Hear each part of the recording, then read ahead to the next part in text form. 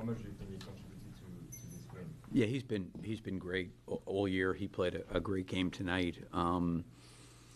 With Wembanyama being out, they don't have the same kind of length at the rim.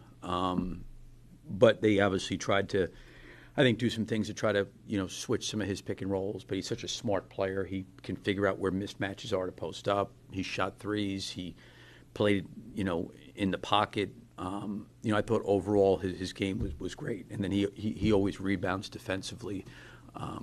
But for us, he's vitally important. And how precious is it to have vets like him and like Zach with young players, like Jalen Smith, Matt Lesson, all those guys?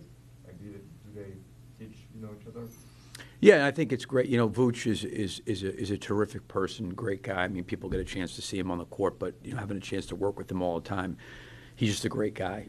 And I think that when you have younger players that have an opportunity to be around a veteran like that and Zach, it only helps them, because they can see the way they prepare, how professional they are, the way they try to play the game, the time and energy they put into themselves, the team.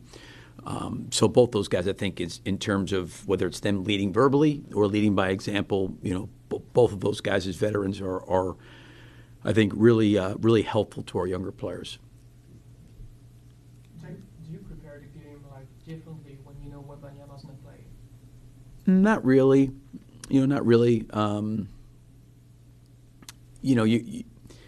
With the way he plays, I think you have to have certainly a real awareness of him defensively because he's such a great shot blocker, and it's very, very difficult to, at times when he's down there, score.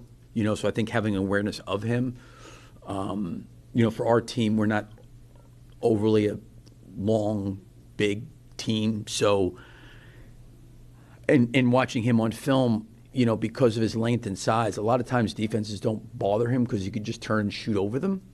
So the biggest thing I think you try to do is can you move him off of his spots where he wants to get to, because he's so long and he's so skilled.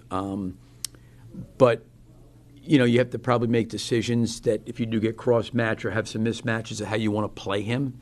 But you're not going into the game saying, okay, listen, we got to play completely differently because he's on the court. You're going to play. We're going to play how we play. San Antonio's going to play how they play. And then inside of that, you always have to make adjustments for the players, right? It's the NBA. You get a lot of night in and night out great players you have to make adjustments for. But you don't necessarily change the way you play. Thanks, Coach. Okay, thank you, guys. Yep, thank you.